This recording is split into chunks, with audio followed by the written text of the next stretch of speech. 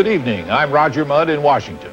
And I'm Robert MacNeil in New York. After tonight's news summary, we look at the renegotiated North American Free Trade Agreement with the President's trade representative, a critic, and 2 congressmen. Then Kwame Holman reports on how voters are treating members of Congress who supported President Clinton's budget package. Finally, Time magazine religion writer Richard Ostling hears what Catholic youth thinks of the Pope. Major funding for the MacNeil-Lehrer NewsHour has been provided by PepsiCo.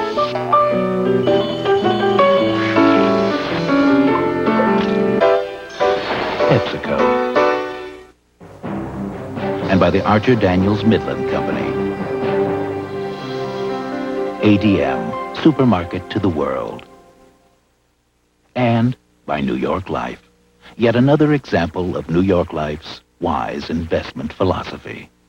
And by the Corporation for Public Broadcasting, and by the annual financial support from viewers like you.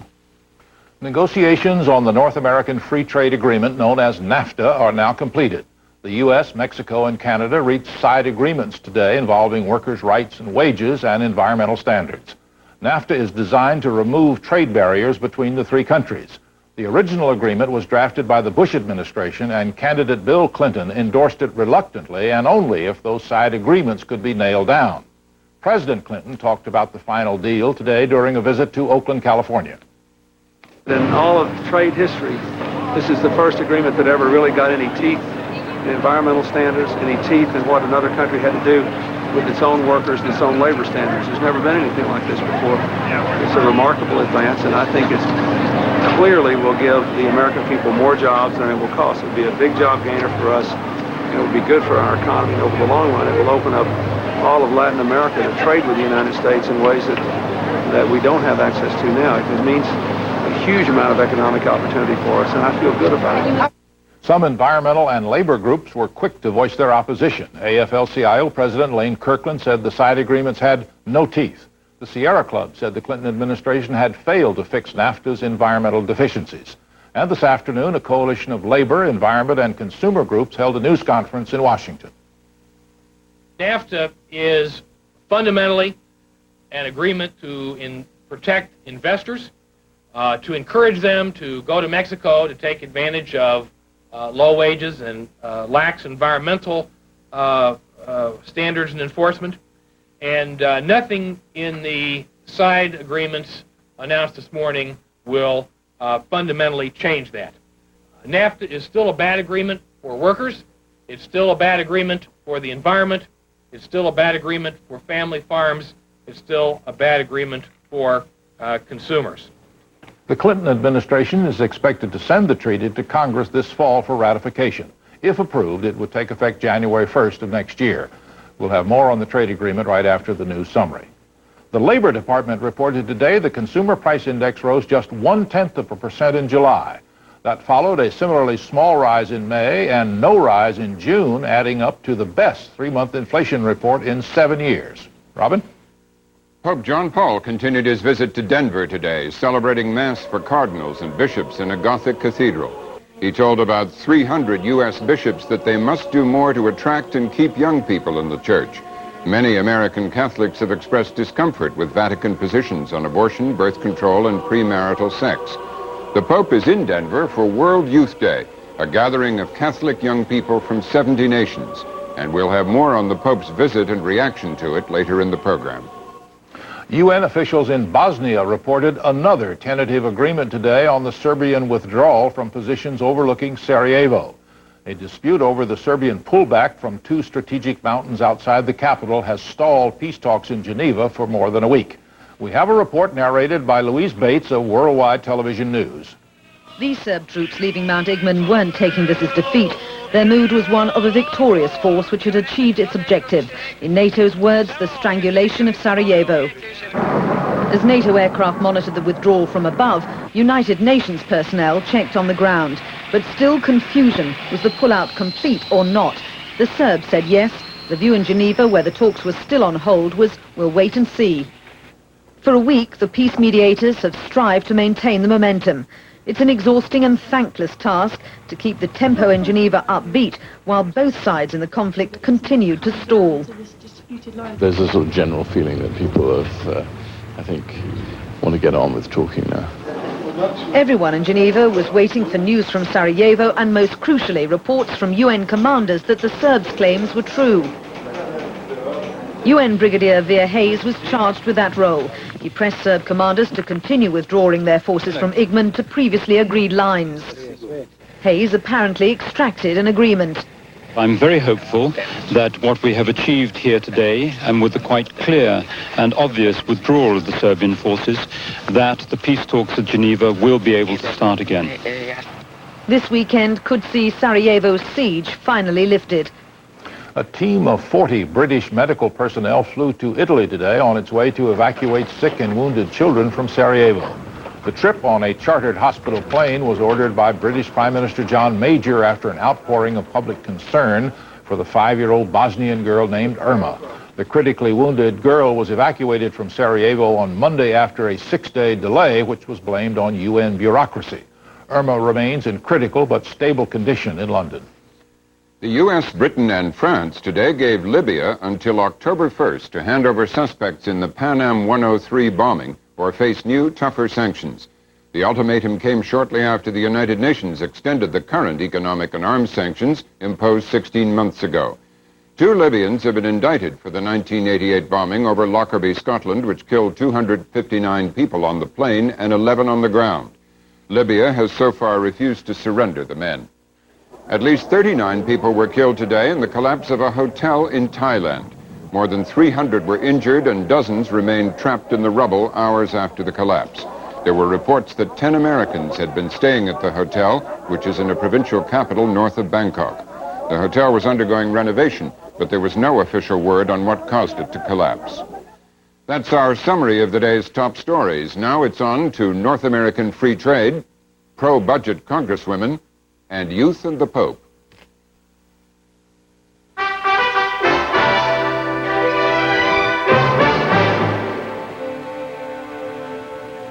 Our top story is today's trade news. The United States, Canada, and Mexico have wrapped up negotiations to create the world's largest free trade zone. Today, in the 3 capital cities, the 3 governments released details of the side agreements in the form of joint commissions and arbitration panels to protect the environment and workers' rights. The new measures were negotiated by the Clinton administration to strengthen the existing North American Free Trade Agreement negotiated by the Bush administration. The treaty, called by its initials NAFTA, must now be ratified by all 3 national legislatures. In the United States, where NAFTA is opposed by some important Democrats, the treaty's prospects in Congress are uncertain. Earlier this afternoon, we talked with the United States top negotiator, Trade Representative Mickey Cantor. Thank you for joining us, Mr. Ambassador. I know that the NAFTA, the North American Free Trade Agreement, creates this enormous free trade zone. But what do the side agreements do? What the side agreements do is address, number one, a problem we've had at the border in terms of the environment being spoiled because of great growth of businesses and trade at the border as a result of what is called the Maquiladora program. Because the NAFTA gets rid of that program by opening up tariff and non-tariff barriers, we now have a chance to clean up that border by putting money in for infrastructure, working with the Mexicans. Number two, what the side agreements do is begin to close the disparity between both the standards and the enforcement of laws in labor and environmental areas to put us on a level playing field with businesses in Mexico. So businesses in Mexico and the United States will have to adhere to their laws in carrying out their business. So it makes a great deal of difference. So does that mean that Mexico is going to have to start paying wages that are comparable to those in the U.S.?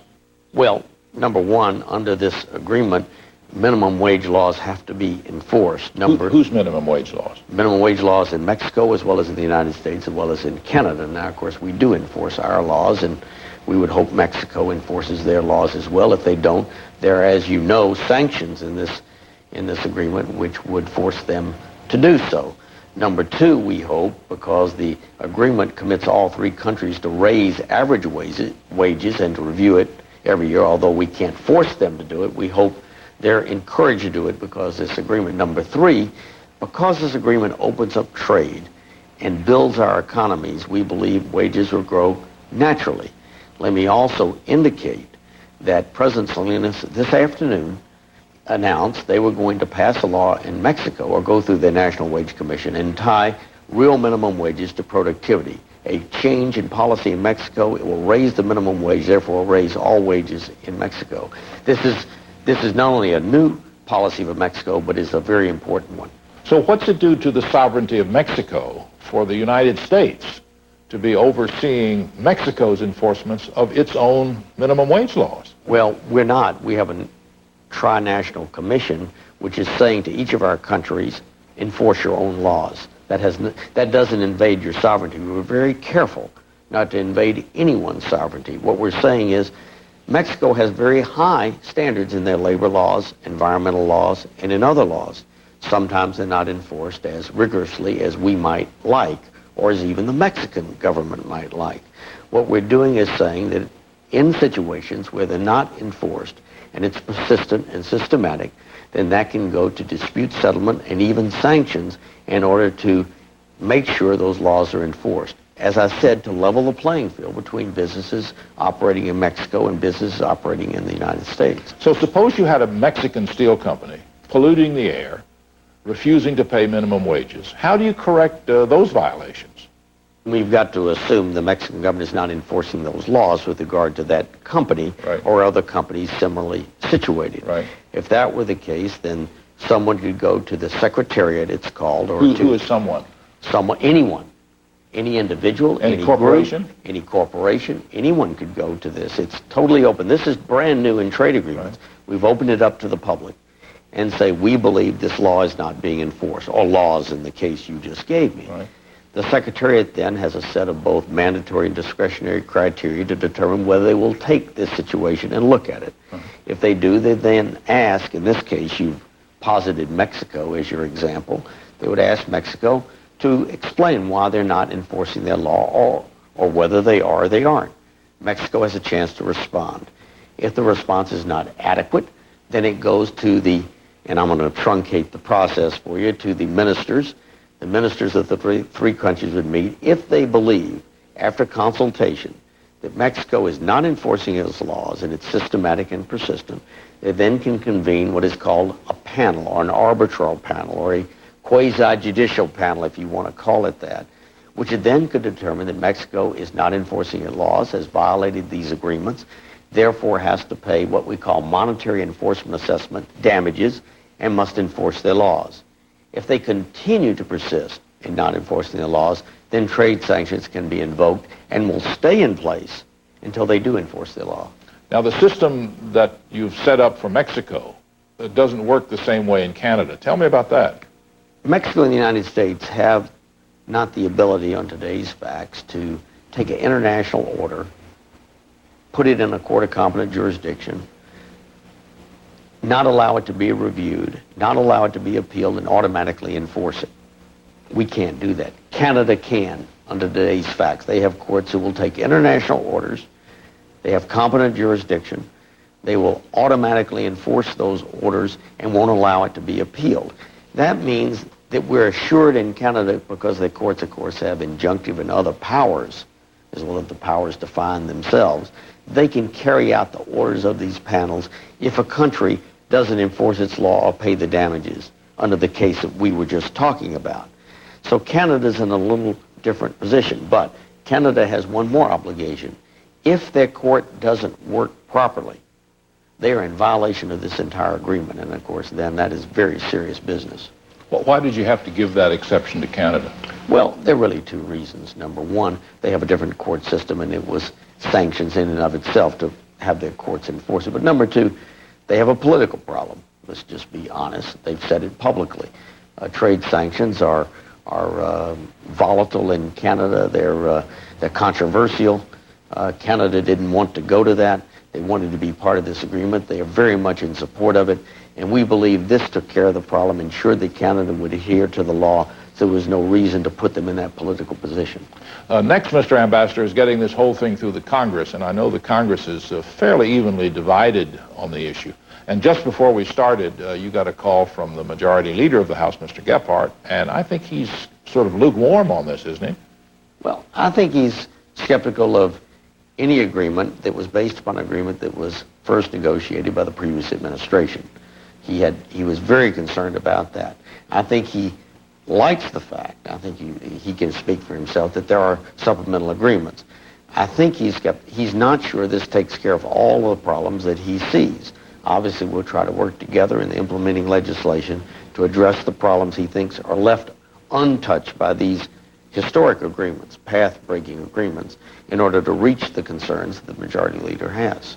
You know, the healthcare people on the Hill are worried that NAFTA is going to get on the legislative track ahead of healthcare. What's your legislative strategy to be? Well, NAFTA will go up this fall. Healthcare will be obviously introduced this fall. Healthcare is the most important item on the country's agenda. We must have it. That doesn't mean you can't have healthcare going through the Congress at the same time the NAFTA is going through. We can walk and chew gum at the same time. Thank you, Ambassador Cantor, for being with us. Thank you for having me. I appreciate it. After that interview was recorded, Majority Leader Gephardt said definitively that he could not support the agreement as it stood at present. Opposing the original NAFTA has been the Citizens Trade Committee, a coalition of 70 environmental, labor, consumer, family farm, religious, and civil rights groups in 42 states. Lori Wallach is on the executive committee. She's director of Ralph Nader's Public Citizens Trade Group. Ms. Wallach, thank you for joining us. Thank you. Do these coincide agreements satisfy your concerns? They don't. As you mentioned before, President Clinton himself made a long list of the additions and corrections to NAFTA he thought would be necessary to make the deal a good one for most Americans. He didn't say he wanted commissions. He said, for instance, that he wanted rules that would keep U.S. investment and jobs from flowing to Mexico. He wanted to make sure that U.S. food would remain safe.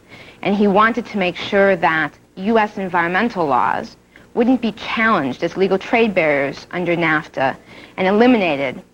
Unfortunately, what we found out today is that these so-called supplemental agreements don't deal with these issues. These most important issues never even made it to the negotiating table. Instead, what came out was commissions, commissions, commissions. It looks basically to us as if what is the totality of these so-called supplemental agreements is commissions that are to basically study and try and help countries enforce their own domestic laws. The real NAFTA problems weren't dealt with, and as a result, we face the same unacceptable Bush NAFTA. Let me ask you, give me an example of something that could happen regarding the environment that the Commission established won't be able to fix or protect America from. Well, one issue that has been of great concern to us, and one that's not gotten much attention, is that NAFTA sets up a whole system of rules and then a court system that's basically placed on top of U.S. law. So under NAFTA, here's an example. A country sends a food product to the United States, but it doesn't meet our standards. Let's say it has DDT on it, doesn't meet our pesticide standards. Under the status quo, that's the end of the story. That food's not coming into our country. Under NAFTA, the NAFTA establishes a new right for Mexico or Canada, it's their food, let's say, to sue in NAFTA court, but it's just a secret tribunal of trade officials, to say that that U.S. law doesn't meet the rules the U.S. signed on to in NAFTA. If that tribunal of trade officials says that our law doesn't meet the NAFTA rules, then they declare it an illegal trade barrier, and then the U.S. has the option. They have to get rid of the law, or they have to start paying damages, basically, in trade sanctions to keep our law.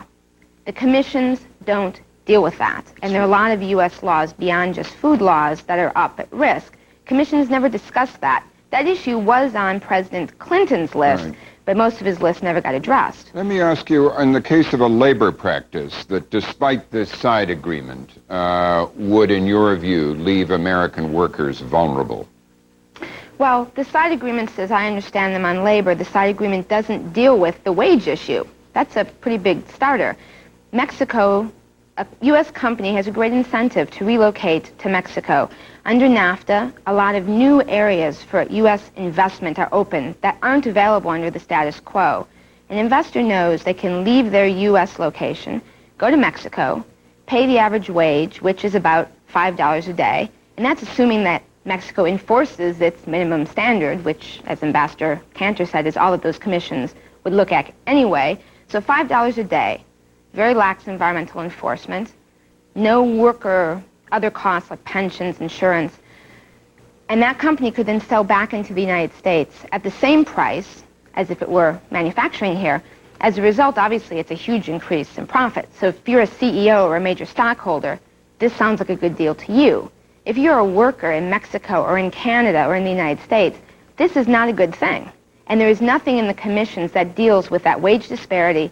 As Ambassador Cantor said, there's nothing binding. There's a lot of happy language in both the labor and the environmental commissions that talks about what would be nice to have in the future. It doesn't mean anything, and it's not even directly addressing the problems in the NAFTA. Is there anything that came out today that your Citizens Trade Campaign applauds? I mean, are you happy, for instance, about the pegging Mexican minimum wage to productivity? Well, I want to make a point about how you characterized us. Our groups, and we're 70 national citizens groups, if you put all of our members together, we're 45 million people. We were opponents of Bush's agreements. We agreed with President Clinton. It was fundamentally flawed.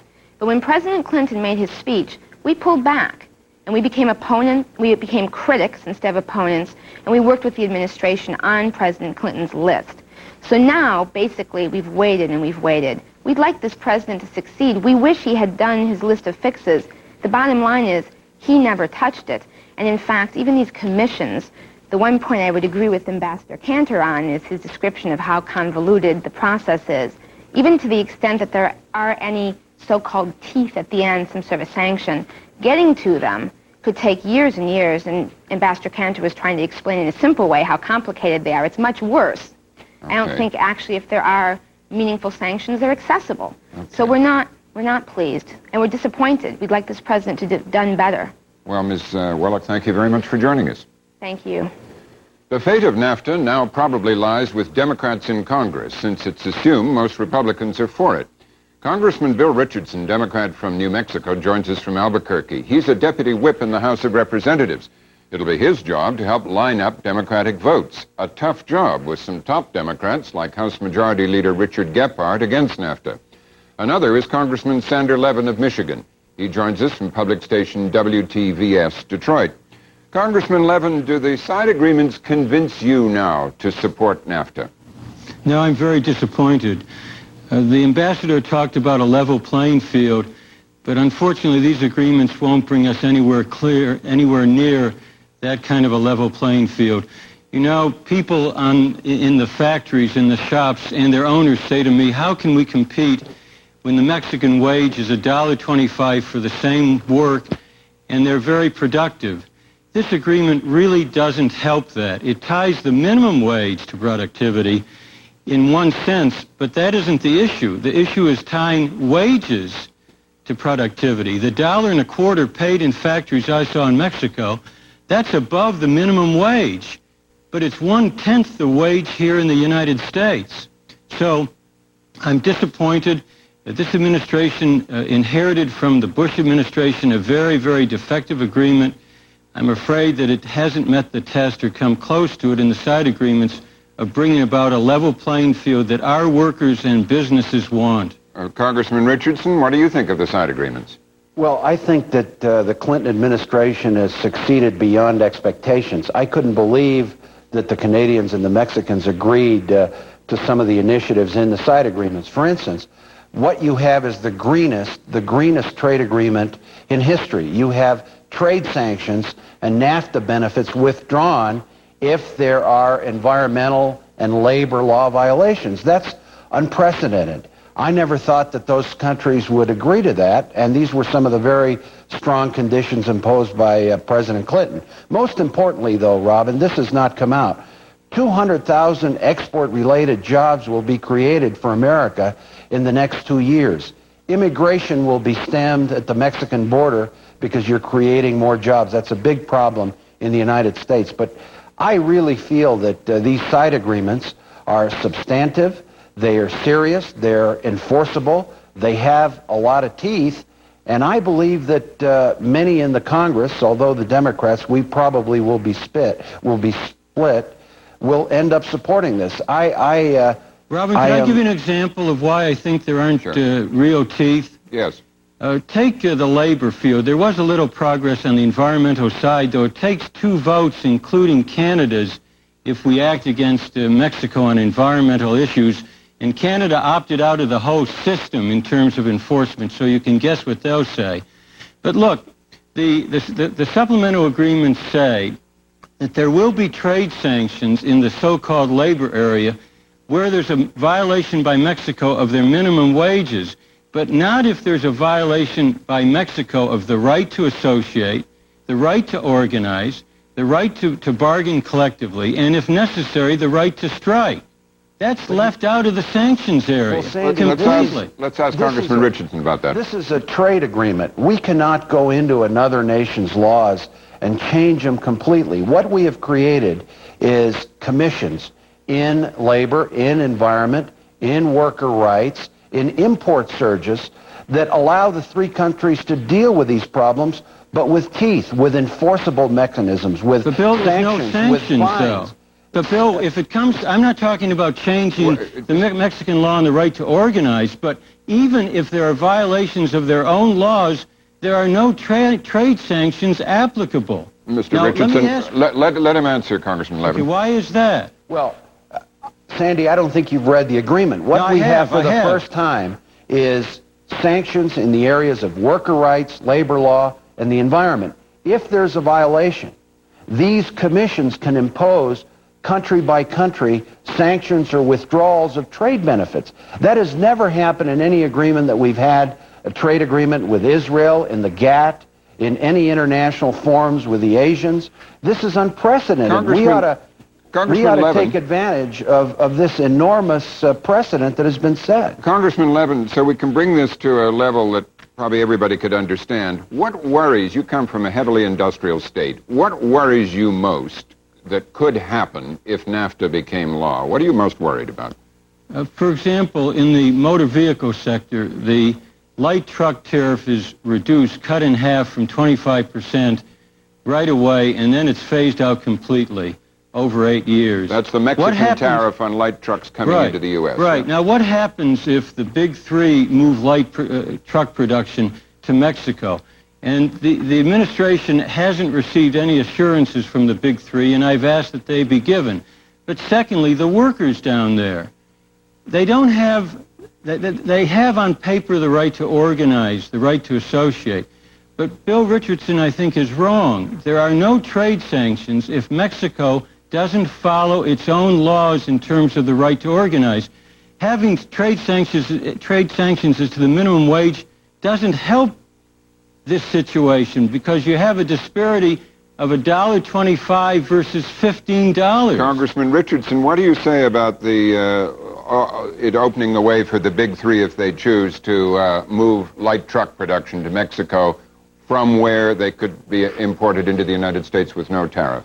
The fact is, Robin, there's already movement of companies to Mexico without NAFTA. My point is this.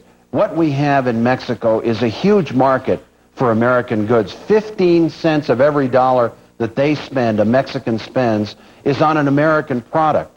And unless we, in our own hemisphere, combine with Latin America, Canada, Mexico, we're not going to be competitive against the Europeans with their 17-nation European community and the Asians that are forming free trade markets. I think we're putting our head in the sand and we don't recognize the reality of freer trade. Products moving duty-free are going to create more export jobs for Americans. Look, at the border, let him finish, Congressman Levin, then I'll come to you.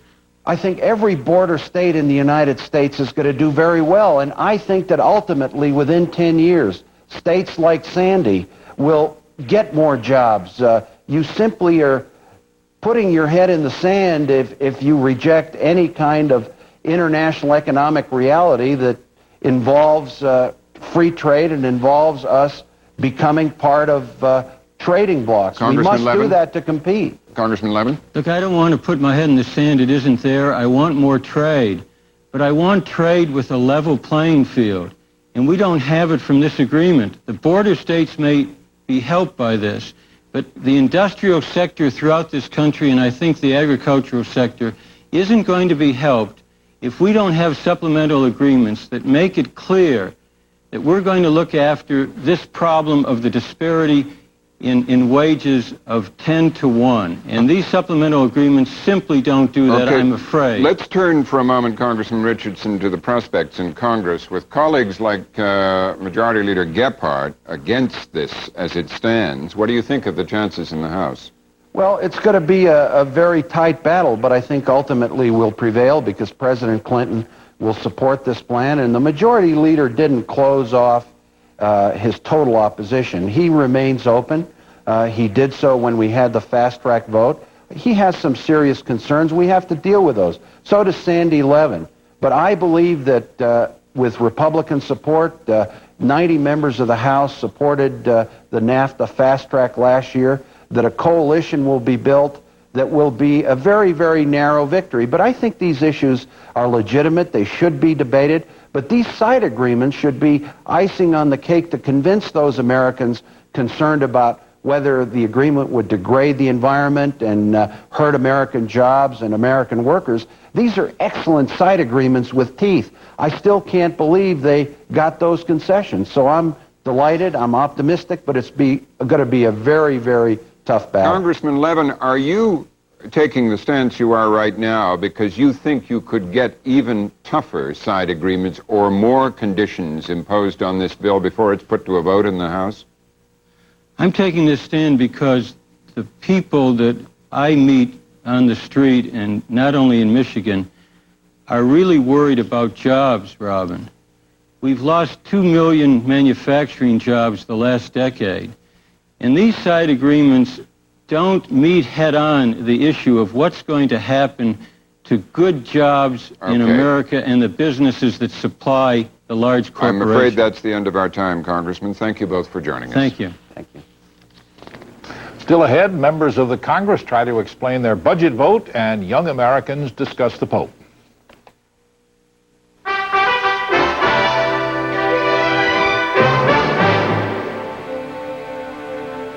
Next tonight, the political fallout from the president's budget reduction package. Opinion polls this week show most Americans don't like the plan, and those members of the Congress who voted for it are hearing about it. Correspondent Kwame Holman reports. Morning in Manhattan, and along First Avenue on the Upper East Side, freshman Congresswoman Carolyn Maloney is engaged in some after-the-vote damage control. What do you think of the budget package? It's terrible. Terrible? Yeah. Maloney is a 10-year veteran of the New York City Council, but for better or worse, her vote last week in favor of the president's deficit reduction plan is so far the benchmark of her short Washington career. Hi, I'm Congresswoman Maloney. How are you? I'm very well. What do you think of the budget?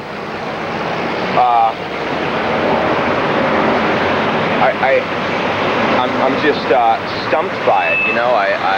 Maloney voted against the president's plan when it first came through the House of Representatives in May. But just days before the final crucial vote last week, Maloney and 3 other House Democrats stood on the same stage with President Clinton to announce they now supported his bill. The negotiations are over. The plan before us is a substantially improved plan. And now it's time for all Americans to rally behind our president and to pass this plan. Immediately after the vote, Maloney came home to New York's 14th congressional district. There, she spent much of the week gauging the reactions of those who elected her. I'm glad that it passed, but I'm sorry that he had to compromise so much.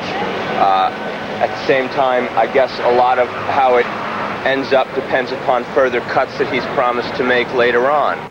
Maloney's district stretches all along Manhattan's east side, from just south of Harlem down to Greenwich Village and spilling across the East River to include Astoria, Queens, and Greenpoint, Brooklyn. Her constituents are some of the richest in the city and some of the poorest. 70% of the people have better than a high school education, but a third of her constituents also make less than $20,000 a year.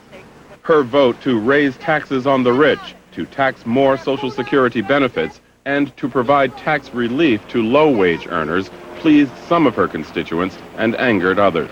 What do you think of the budget? I think it's terrible. I think they raised the taxes on many, many small businesses. I just came out of the cleaning shop. He has a sub-S.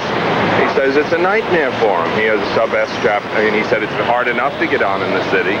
with the city taxes and the federal taxes, and now they've been increased on them. Korean fellow who bought this place about 3 years ago. And I don't see the cuts. They look to me to be 4 years in the future, and the tax raise is now. I feel sorry for someone who died and left a widow or somebody or a family. Now they have to pay taxes back to January. Well, the paper, I don't think it's... paper says today that the Dow had a record day, interest rates are down, and... Well, it's settled some problems, that may be. I think you did a wonderful job, though, fighting to get more budget or spending cuts and less tax increases, but you can't fight City Hall, Carolyn. You know, when the president sits on your desk, it's tough, kid. You did a wonderful job. Bye. Inside the Green Kitchen restaurant at 77th and 1st Avenue, no one criticized Maloney directly for her vote, but she got an earful about shortcomings of the economic plan. The gas tax is far less onerous for us and for the country. It's not onerous enough, the gas tax. New York City would benefit proportionally more if the gas tax was 50 cents a gallon, and which it should have been, instead of the preposterous 4.3 cents, which is just a pittance and is not meaningful. New York is probably hurt by the tax package because, for example, if they've still, I guess they've kept in the further reductions on business expense deductions, the restaurant industry will be clobbered by that. So it's really, there are a number of things in there that hurt New York. We worked very hard for the business deductibility. Was it reduced from 80 to 50%? 85 to 50%. Yeah, so didn't work hard enough. In any event, I hope I'm not giving you indigestion. Oh, no. I didn't know if you were going to throw coffee in my face or what. Oh, thank you for sharing. Maloney fared better at the local chapter of Hadassah, the Women's Zionist Organization of America. We're delighted that you've given us the opportunity to react because some of us have some very serious questions. Some of us noted, well, I'm going to let the ladies and gentlemen speak for themselves. I do have some concerns, although I personally support it, although I will have to be paying more taxes, but I think it's a fair plan. Some of the taxes will be retroactive, and some won't be retroactive, and I don't understand that difference and which and